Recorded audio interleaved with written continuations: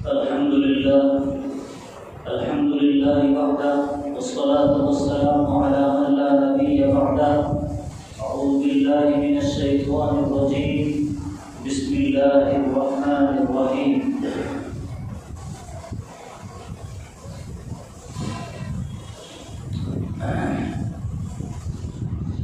إن الدين عند الله الإسلام.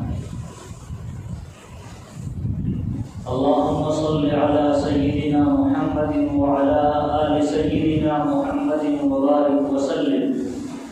اللهم صل على سيدنا محمد وعلى آل سيدنا محمد وبارك وسلم.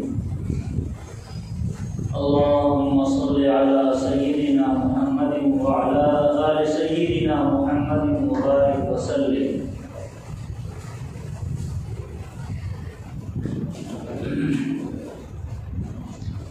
محترم سامعین، بزرگان دین، عزیز نوجوانوں،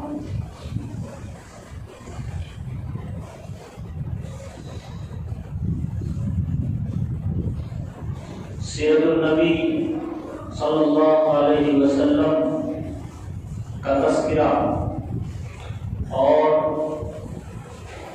آپ کے بارے میں جاننا اور آپ کے خاندان کے بارے میں، آپ کے اخلاق کے بارے میں، آپ کی پوری سیرت کے بارے میں جاننا ہم مسلمانوں کے لیے نہایت ضروری ہے اور یہ فرض ہے۔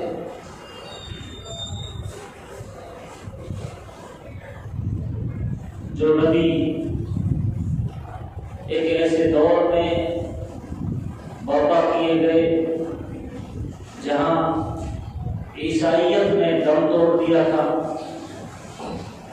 اور یہودیت شرک میں مبتلا ہو چکے تھے، خانہ کعبہ کے اندر جس کی طرف رک کر کے ہم نماز پڑھتے ہیں، بیت اللہ شریف جس کو ابراہیم خلیل اللہ نے آباد کیا، اس بیت اللہ شریف میں 360 بت رکھے گئے جا چکے تھے۔ چاروں طرف انسانیت ایک سر لاشا بن چکی تھی۔ انسانوں کی مسیحائی کرنے والا اس دھرتی پر کوئی موجود نہیں تھا۔ جو زیادہ طاقتور اتنا ہی زیادہ ظالم اور نڈر، بے باک، بے خوف زندگی جی رہا تھا۔ ہر مظلوم اور غریب، مزدور، نچلی ذاتوں کے لوگ، نچلے طبقوں کے لوگ ظلم و ستم برس ہر برس سے جھیل رہے تھے، سہ رہے تھے۔ انسانیت ایک حیوانیت میں تبدیل ہو چکی تھی۔ انسان یہ بھول چکا تھا کہ مجھے کسی نے پیدا کیا ہے، یہ بھول چکا تھا کہ میں کیوں پیدا کیا گیا ہوں، یہ بھول چکا تھا کہ میرا مقصد کیا ہے، میری منزل کیا ہے، مجھے کیوں پیدا کیا گیا ہے۔ یہ بھول چکا تھا کہ میرے درمیان اور ایک وحشی جانور کے درمیان کوئی فرق باقی نہیں رہ گیا ہے۔ انسان یہ سمجھ بیٹھا تھا کہ جیسے بقیہ جانور ہے ویسے انسان بھی ایک جانور ہے، جان رکھنے والا ایک اینیمل ہے جیسے دوسرے اینیملز۔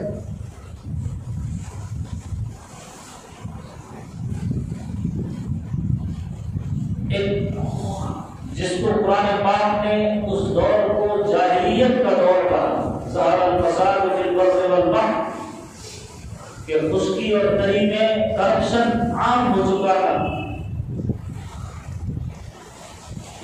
اور حد تو یہ کہ انسان جینا نہیں چاہتا تھا، انسان مرنا چاہتا تھا، انسان چاروں طرف سے مایوس ہو چکا تھا۔ ایسے دور میں، ایسے پرفتن دور میں، پرآشوب دور جہاں رحم و کرم، عفو درگزر، اخلاق کا وہ معیار کہیں نظر نہیں آ رہا تھا، ایسی صورتحال میں اللہ تبارک و تعالیٰ کو اس انسانیت پر ترس آیا اور آخری نبی تاجدار محمد عربی صلی اللہ علیہ وسلم کو مبعوث فرما کر دنیا والوں پر یہ احسان فرمایا کہ وہ انسانیت کو بچائے، انسانیت کو وہ مقام دلائے جو مقام اللہ تبارک و تعالیٰ نے قرآن پاک میں اس انسان کو دیا ہے۔ وَلَقَدْ كَرَّمْنَا بَنِي آدَمَ، تمام بنی آدم پر، آدم کی اولاد پر ہم نے ایک انسان کو ایک عزت دی ہے، ایک مقام اور مرتبہ دیا ہے۔ بنی آدم کو تمام جانوروں پر ایک فضیلت دی ہے۔ لَقَدْ خَلَقْنَا الْإِنسَانَ فِي أَحْسَنِ تَقْوِيمٍ، کہ انسان ہم نے تجھے بہت عمدہ اور انوکھے طریقے سے پیدا کیا ہے، تو بقیہ جانوروں کی طرح نہیں۔ یہ سمجھانے کے لیے اللہ تبارک و تعالیٰ نے آخری نبی محمد عربی صلی اللہ علیہ وسلم کو مبعوث فرمایا۔ نبی آتے رہے، آخر میں نبیوں کے امام آئے۔ کاش ہم اس محبت سے یا اس عقیدت سے نبی کریم صلی اللہ علیہ وسلم کا تذکرہ سنیں، جو عقیدت، جو محبت قرآن پاک میں اللہ تبارک و تعالیٰ نے نبی کے بارے میں بیان کی۔ نبی آتے رہے، آخر میں نبیوں کے امام آئے، وہ دنیا میں خدا کا آخری پیام لے کر آئے۔ نبی آتے رہے، آخر میں نبیوں کے امام آئے، وہ دنیا میں خدا کا آخری پیام لے کر آئے۔ جھکانے آئے بندوں کی جبیں اللہ کے در پر، جبیں پیشانی کو کہتے ہیں، جھکانے آئے بندوں کی جبیں اللہ کے در پر، سکھانے آدمی کو آدمی کا احترام آئے۔ وہ آئے جب تو عظمت بڑھ گئی دنیا میں انسان کی، انسان کا کوئی حیثیت نہیں۔ آپ اندازہ لگائیے تاریخ کے اس جاہلی دور کے اوپر اور مطالعہ کیجئے تو آپ کو معلوم ہوگا درخت کی عزت تھی، جھاڑ پھوس کی عزت تھی، پتھروں کی عزت تھی، جانوروں کی عزت تھی، لیکن اس انسان کی کوئی عزت نہیں تھی جس کو اللہ نے عقل اور روح دیا۔ جھکانے آئے بندوں کی جبیں اللہ کے در پر، سکھانے آدمی کو آدمی کا احترام آئے۔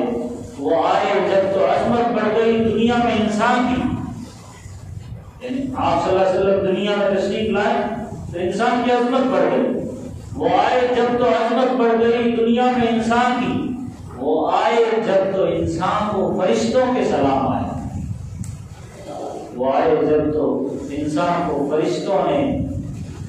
فرشتوں کے سلام آئے۔ کچھ کفر نے فتنے لائے، کچھ ظلم نے شعلے بھڑکائے، یعنی ایک ایسا دور، چاروں طرف کفر، چاروں طرف ظلم۔ اس دور میں نبی کریم صلی اللہ علیہ وسلم تشریف لائے۔ اللہ تبارک و تعالیٰ نے اس عظیم احسان کا قرآن پاک میں تذکرہ کیا کہ ہم نے نبی آخر الزمان کو مبعوث فرما کر دنیا انسانیت پر ایک عظیم احسان کیا۔ اے انسانوں، تم آپس میں دشمن تھے، ایک دوسرے کو مارنا چاہتے تھے، نبی آئے دنیا میں تمہارے دلوں کو جوڑ دیا، فَأَصْبَحْتُمْ بِنِعْمَتِهِ إِخْوَانًا، پھر تم اس اسلام اور اس احسان اور اس نبی کی آمد اور اس اسلام کی آمد، اس دین، اس شریعت، اس قرآن والی نعمت کے تو پھر تم بھائی بھائی بن گئے۔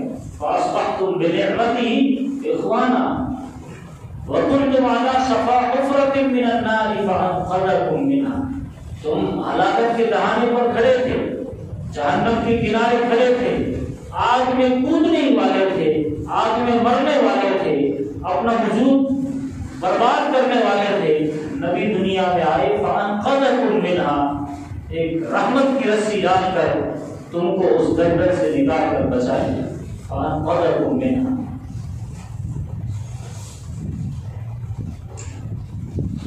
تو قرآن یہ کہہ رہا ہے کہ نبی کی بعثت انسانیت پر ایک عظیم احسان ہے۔ تو آئیے ہم، ویسے نبی کے بہت سارے احسان ہیں، نبی کے احسانات ہم پر کیا کیا ہیں وہ کچھ تفصیلی روشنی ہم اس پر ڈالیں اور اس پر تذکرہ کریں کہ نبی آئے دنیا میں کیا کیا احسان کیے۔ قرآن کہہ رہا ہے عظیم احسان کیے، ہزاروں اربوں خربوں احسان ہیں نبی کے، اتنے کروڑوں احسان ہیں کہ ہم زندگی بھر اگر نبی پر درود و سلام کا نذرانہ پیش کرتے رہیں تب بھی ہم اس کا حق ادا نہیں کر سکتے۔ اتنے احسانات، ان احسانات میں سے چند احسانات کا میں تذکرہ کرنا چاہتا ہوں۔ سب سے پہلی چیز، نمبر 1، پہلا احسان نبی کا، یہ ایک ایسا احسان ہے کہ مکی زندگی پوری کی پوری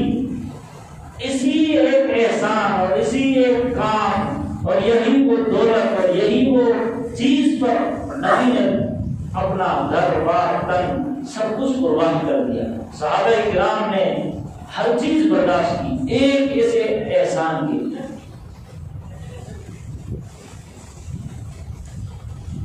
اور وہ ہے عقیدہ توحید۔ عقیدہ توحید، ونس آف اللہ، خدا ایک ہے، اس کا تصور۔ الگ الگ انداز بدل بدل کر نبی نے سمجھائے قرآن پاک کے ذریعے سے۔ آپ سوچئے دنیا بت پرستی میں مبتلا تھی الگ الگ انداز میں، اور دنیا میں کیوں بت پرستی آئی تھی؟ اس سے پہلے نبی آئے، حضرت عیسیٰ آئے، حضرت عیسیٰ سے پہلے حضرت زکریا آئے، ان کے پیچھے حضرت یوسف ہے، حضرت موسیٰ ہے، حضرت یحییٰ ہے، حضرت شعیب ہے، اور لمبی چوڑی تفصیل ہے۔ یہ سب آئے، لیکن دنیا میں بت پرستی پھر سے عام ہو گئی۔ اس کے پیچھے کیا وہ اسباب تھے، کیا وہ ریزنز تھے، کیا وہ وجوہات تھی جس کی وجہ سے یہ لوگ بت پرستی میں مبتلا ہو گئے؟ کیوں لوگوں کی غلط فہمی ہو گئی؟ اس کو ہم تھوڑا سا، ہم کیونکہ پڑھے لکھے لوگ ہیں، ایجوکیٹڈ لوگ ہیں، یہاں پر طلبہ زیادہ ہیں اور آئی ٹی کے لوگ زیادہ ہیں، آپ سمجھیے تاکہ آپ کو سمجھانے میں آسان ہو، اپنے دوستوں کو، اپنے فرینڈ سرکلز کو۔ اللہ تبارک و تعالیٰ کا تصور ہر دھرم میں، ہر قوم میں، ہر مذہب میں، ہر دین میں رہا کسی نہ کسی شکل سے، لیکن لوگوں کو غلط فہمی ہو گئی 3 اللہ کے ناموں کی وجہ سے،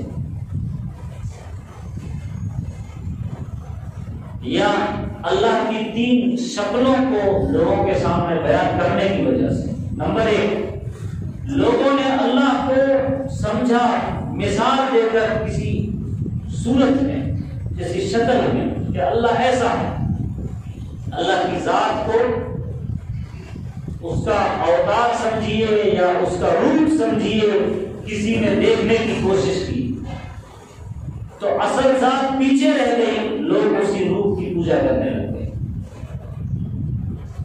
اصل ذات کی تشبیہ اور تمثیل اور مثال اور ایگزامپلز لوگوں کے سامنے رکھنے کی وجہ سے امت گمراہی میں مبتلا ہو گئی، انسانیت بھٹکنے لگ گئی، بت پرستی میں مبتلا ہو گئی۔ نمبر 1، اللہ کی ذات کو ایگزامپلز، مثالیں، تشبیہ اور تمثیل دینے کے چکر میں اللہ سے دور ہو گئی۔ نمبر 2، اللہ کی صفات اور اللہ کی کوالٹیز، جیسے میرے پاس علم ہے تو میں عالم ہوں، یہ میرا عالم ہونا میری صفت ہے، میں اصل ذات عبد الشکور ہوں، لیکن میری صفت عالم ہے، میری صفت حافظ ہے، میری صفت ٹیچر ہے۔ تو وہ صفت کو لوگوں نے اصل قرار دیا اور ذات کو بھول گئے۔ جس کی صفت بیان ہو رہی جس کی کوالٹیز بیان ہو رہی، اس کو یوں سمجھیے، یہ جو برہما جس سے برہمن ایک فرقہ پیدا ہوا، وشنو پرست اور شیو پرست، یہ جو تین بڑے بڑے فرقے ہیں یہ کیوں وجود میں آئے؟ اللہ کی ایک صفت ہے پیدا کرنا۔ پیدا کرنے کے لیے جو لفظ ہے وہ ہے خالق، عربی میں کریٹر۔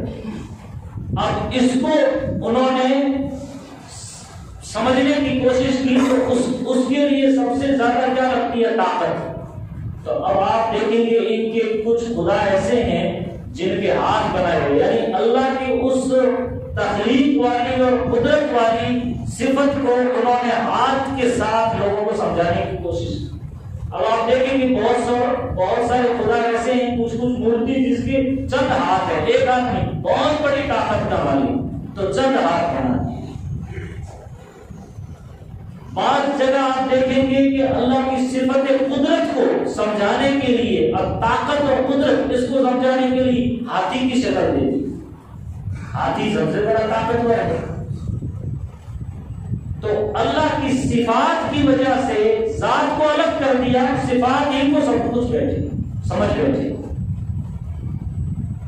یعنی صفت کو الگ کر دیا، ذات کو الگ کر دیا۔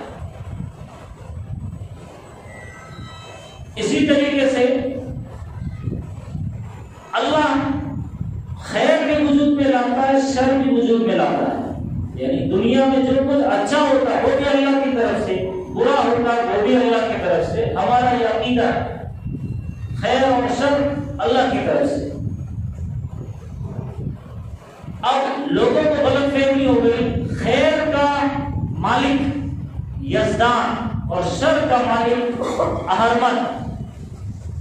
یہ زرتشت جس کو کہتے ہیں ایک قوم ہے جو اس زمانے میں زیادہ تر ایران میں پائی جاتی، ان زرتشت لوگوں نے دو خدا مان لیے دنیا میں، ایک اہرمن ایک یزدان۔ یزدان خیر کو وجود میں لانے والا، اہرمن شر کو۔ تو اس طرح سفر کا خدا الگ ہو گیا، دکان کا خدا الگ ہو گیا، گھر کا خدا الگ ہو گیا، اور بڑا کام جنگ میں جانا ہے اور لڑنا ہے، دشمن سامنے ہے تو اس کے لیے ایک الگ خدا ہو گیا۔ اس طرح اللہ کی صفات کو لوگوں نے جب اس اسٹیچو میں ڈالنے کی کوشش کی تو بہت، کیونکہ اللہ تو بہت بڑا ہے، اللہ کی صفات بہت ساری، اللہ زندگی دیتا ہے تو زندگی دینے والا ایک الگ خدا ہو گیا، اللہ موت دیتا ہے تو موت دینے والا ایک الگ خدا ہو گیا، اللہ سفر کے راستوں کو آسان کرتا ہے تو سفر کے راستوں کو آسان کرنے والا ایک الگ خدا ہو گیا۔ اس طرح دنیا میں بہت سارے بت ہو گئے، بہت سارے خدا ہو گئے۔ اسی طریقے سے اللہ کی ایک اور کوالٹی ہے، وہ ہے فعل، جس کو ہم افعال کہتے ہیں، کام کرنا۔ اللہ ہی سب کچھ کرتا ہے، اس کو بولتے ہیں فعل۔ تو یہ جو اہرمن اور یزدان اسی کا نتیجہ ہے۔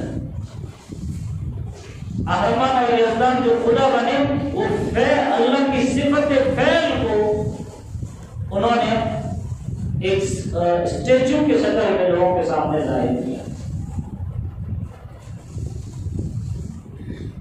نبی کریم صلی اللہ علیہ وسلم دنیا میں تشریف لائے، لوگوں کو یہ سمجھایا کہ الحمدللہ رب العالمین، اللہ تمام جہانوں کا پالنے والا ہے۔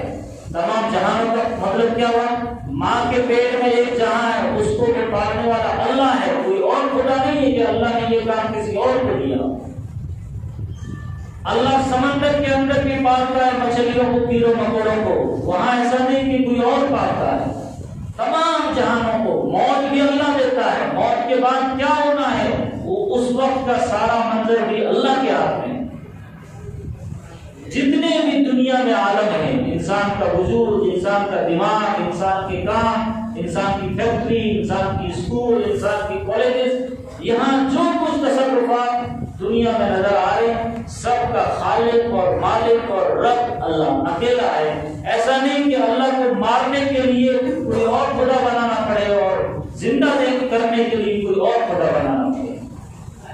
اللہ اکیلا ہے، تنے تنا ہے۔ اس چیز کو سمجھانے کے لیے نبی کریم صلی اللہ علیہ وسلم نے مکے کی پورا 13 سالہ زندگی سفر کی۔ اور یقین مانیے انسان کے اندر جب یہ طاقت آ جاتی ہے، یہ طاقت جب آ جاتی ہے کہ ایک ہی خالق، ایک ہی مالک، زندگی، موت، عزت، ذلت، ہر چیز اس کے ہاتھ میں، تو مجھے بتاؤ دنیا کی کس طاقت سے یہ ڈرے گا؟ ڈرے گا نا، ڈرے گا اس وقت جب اس کا عقیدہ کسی اور سے ہوگا کہ وہ ہاں وہ بھی کرتا ہے، ہاں وہ بھی کرتا ہے، ہاں اس سے بھی ہوتا ہے۔ یہ عقیدہ توحید پر نبی نے ایسی محنت کی، گھر گھر جا کر ایک ایک گھر 70 مرتبہ جایا کرتے تھے۔ 70 مطلب اس کا مطلب یہ نہیں کہ صرف 70 مرتبہ جاتے تھے، اس کا مطلب یہ ہے 70 کا آنکڑا یہ بتاتا ہے کہ آپ بہت بار جاتے تھے، آپ بہت بار جاتے تھے۔ اکثریت کو بتانے کے لیے یہ 70 بولا جاتا ہے۔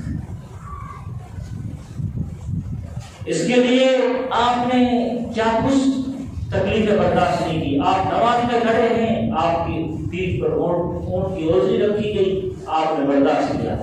آپ کھڑے ہیں قیام کے اندر، آپ کے گلے میں چادر کا پھندا عقبہ بن معیط نے ڈالا، آپ نے اس کو برداشت کیا۔ اس کے لیے آپ طائف میں گئے، آپ کا بدن لہو لہان ہوا۔ اس دھرتی پر ویسی تکلیف کبھی کسی کو نہیں دی گئی، وہ تکلیف نبی نے طائف کے میدان میں سے۔ اسی بات کو سمجھانے کے لیے آپ ابو جہل کو سمجھانے گئے ہیں، اس نے مارا پتھر، آپ کے سر مبارک آپ کا زخمی ہو گیا۔ آپ کبھی مکے کے مینا کے بازار میں جا رہے ہیں، کبھی عرفات کے بازار میں جا رہے ہیں، کبھی مزدلفہ کے بازار میں جا رہے ہیں، کوئی میلہ کھیلا کہیں پر بھی لگا آپ پہنچ گئے۔ کبھی رات کے سناٹے میں جا رہے ہیں، رات کی تنہائی میں جا رہے ہیں آپ۔ ہر ابو جہل کا وہ واقعہ آپ کو یاد ہے، اس نے سوچا اتنی اندھیری رات، آندھی کا طوفان، ہواؤں کے طوفان اور اتنی سرد ٹھنڈی رات، آج کون ہے جو میرے دروازے پر آیا؟ جو بھی آیا اس کی مراد پوری کر دوں گا۔ اس نے دروازہ کھولا تو نبی کریم صلی اللہ علیہ وسلم اس کے دروازے پر موجود ہے۔ ایک خدا، اسی کی عبادت ہو، اسی کی وندنا ہو، اسی کی پرارتھنا ہو، اسی سے مدد مانگی جائے، یہ سمجھانے کے لیے نبی وہاں پر پہنچے۔ مجھے بتائیے مسلمانوں کے پاس یہ جو طاقت ہے، اس طاقت کو دبانے کے لیے مکے کے وہ سارے طریقے آج اپنائے جا رہے ہیں۔ مکے میں جو ٹرائل ہوا اسی سے سیکھ کر آج سب کچھ ہو رہا ہے۔ آج تم کو لالچ دیا جا رہا ہے، تو جن میں استقامت نہیں ہے، جن میں ثابت قدمی نہیں ہے، جن کا ایمان کمزور ہے، وہ گر جاتے ہیں ان کے ہاتھوں، وہ سمجھوتا کر لیتے ہیں۔ ان کو یہ قرآن کی آیت یاد نہیں رہتی جو حضرت حمزہ جب اسلام قبول کیا اور انہوں نے وہ پڑھا تھا، نبی نے حضرت حمزہ اور ابو جہل اور پورا مجمع امیہ بن خلف سب سامنے تھے جو نبی کو لعنت دے رہے تھے۔ جب نبی نے پڑھا تھا قل یا ایھا الکافرون، اے کافرو لا اعبد ما تعبدون، میں عبادت نہیں کروں گا اس کی جس کی تم کرتے ہو، ولا انتم عابدون ما اعبد، اور نہ تم عبادت کرنے والے ہو اس کی جس کی میں کرتا ہوں۔ یہ جو بار بار آیا ہے، اس کا مطلب مسلمانوں کو یہ سمجھانا ہے کہ نہ کبھی پہلے آج تک ہم نے سمجھوتا کیا اور نہ ابھی کرنے والا، اور نہ آئندہ ہم سے کبھی امید رکھنا کہ ہم ایسا کچھ سمجھوتا کریں گے جس میں شرک کا شائبہ ہو۔ آپ بتائیں اس امت کے پاس یہ جو عقیدہ ہے، اس طرح کا جو نظریہ، ہمارا عقیدہ ایسا نہیں ہے کہ ہم اپنے خدا کو لاک میں بند کرے، مرضی آئے لاک کھولے اور پوجا کر لیں، مرضی آئے لاک بند کر دے۔ ہمارا خدا ایسا نہیں، ہمارا خدا ایسا نہیں کہ اندر جائیں اور گھنٹا بجا کر جگائیں، بیدار کرے، پھر اس سے پرارتھنا مانگے۔ ہمارا خدا وہ ہے جو اکیلا ہے، تنے تنا ہے، ہمیشہ ہے، نہ نیند آتی ہے، نہ اونگ آتی ہے، اسے جھونکا تک نہیں آتا، لا تأخذہ سنۃ ولا نوم، اسے جھونکا تک نہیں آتا، نیند کا تو دور کی بات، وہ ہمیشہ قائم اور دائم ہے۔ آپ انگلش میں اس سے مانگو، آپ عربی میں مانگو، آپ اردو میں مانگو، جس لینگویج میں اس کو پکارنا ہے پکارو، سب کی بیک وقت سنتا ہے، سب کا جواب بھی دیتا ہے۔ وہ خدا ایسا خدا ہے. کیا آپ کے اس عقیدے کو دنیا کی کوئی طاقت چھین سکتی؟ کیا آپ مجھے بتائیے کہ یہ جو ہمارا عقیدہ ہے کہ اللہ ہی سب کچھ ہے، اللہ بڑی طاقت کا مالک ہے، قرآن پاک کی اتنی ساری آیات سامنے ہیں، اس کے باوجود کیا ہم یہ سمجھیں گے کہ امریکہ اس سے زیادہ طاقتور ہے؟ کیا یہ ہم سمجھیں گے کہ RSS اس سے زیادہ طاقتور ہے؟ کیا ہم یہ سمجھیں گے کہ دنیا کی یہ جو فلاں اور فلاں جتنے خون خرابہ کرتے ہیں، ظلم کرتے ہیں، فرقہ پرستی کرتے ہیں، جتنی بھی فاسسٹ طاقتیں ہیں جو دنیا کو ایک آپس میں لڑانا چاہتی ہے، انسانیت پر ظلم کرنا چاہتی ہے، ایک کو پکڑا اور اس کو مار دیا اور اس کو کہا یہ نعرہ بول، یہ نعرہ بول، نہیں تو یہ کر دیں گے، وہ کر دیں گے. کیا آپ یہ عقیدہ رکھتے ہیں کہ اللہ طاقتور ہے یا وہ طاقتور ہے جن کے ہاتھوں میں آج چھوٹی سی طاقت یا حکومت؟ ظاہر ہے کہ ایک مسلمان یہ مر جانا قبول کرے گا اور کٹ جانا قبول کرے گا، لیکن اس کے دل سے ایک خدا کا عقیدہ کہ وہی مالک، وہی کریٹر، زندگی اور موت سب کچھ اسی کے ہاتھ میں، وہ چاہے گا تو مجھے نقصان ہوگا، وہ نہیں چاہے گا تو کوئی دنیا کی طاقت مل کر میرا بال بیٹا نہیں کر سکتی. اس عقیدے کو دنیا کی کوئی طاقت چھین سکتی؟ یہ دبا کر یہ عقیدہ نہیں چھینا جا سکتا، یہ کچل کر یہ عقیدہ نہیں نکالا جا سکتا. یہ ظلم، یہ عقیدہ ایسا ہے، اس میں لچک ہے. لچک سمجھتے ہیں؟ جیسے اسپرنگ، اس میں لچک، آپ اس کو جتنا دباؤ گے واپس اتنی زیادہ طاقت سے یہ اٹھے گا. اس میں وہ تاثیر ہے. اسلام کے اندر قدرت نے لچک دی ہے، جتنا ہی دباؤ گے اتنا ہی ابھرے گا. یہ وہ طاقت ہے اسلام میں.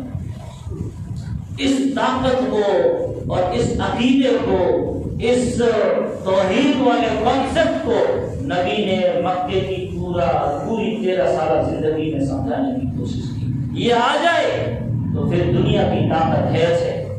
ہم مدد مانگے تو اللہ سے مانگے، ہم ہاتھ پھیلائیں تو اللہ کے سامنے پھیلائیں، ہم ڈرے تو اللہ کے سامنے ڈرے. مسلمان دنیا کی کسی بھی طاقت سے نہیں ڈرتا سوائے اللہ کی طاقت.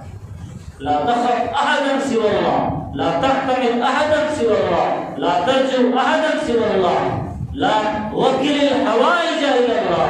تمام تر ضرورتیں ہماری اللہ کے حوالے ہیں. التوحید التوحید التوحید. یہ کون کہہ رہے ہیں؟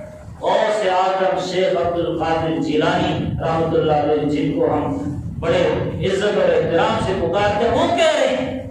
وہ جب یہ کہہ رہے ہیں کہ کسی سے مدد مانگو، پھر کیوں ہم تعویذ لٹکاتے ہیں، پھر کیوں ہم دھاگے باندھتے ہیں، پھر کیوں ہم کبھی ناک پہ باندھتے ہیں، کبھی پیروں پہ باندھتے ہیں، کبھی گلے میں باندھتے ہیں، کبھی ہاتھ پہ باندھتے ہیں، کبھی ماتھے پہ باندھتے ہیں، جب وہ یہ کہہ رہے ہیں جن کے ہم نام لیوائیں، جن کو ہم بڑی عزت اور احترام سے پکارتے ہیں، جن کا باقاعدہ ہم سال میں ایک بار ان کا تذکرہ کرتے ہیں، یاد کرتے ہیں، ان کے نام سے دل مقرر ہے، اور وہ یہ کہہ رہے ہیں ڈرنا نہیں سوائے اللہ کے، امید مت رکھنا سوائے اللہ کے، حاجتیں کسی کے سامنے مت رکھنا، اللہ سے مانگنا، تمام تر ضرورتیں اللہ کے حوالے کر دینا. یہی توحید ہے.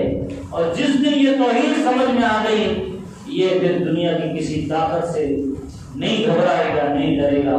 یہ ہے نبی کا وہ عظیم احسان. یہ جب احسان نبی نے دنیا والوں پر کیا تو آپ یقین مانیے دنیا میں سائنس وجود میں آئی.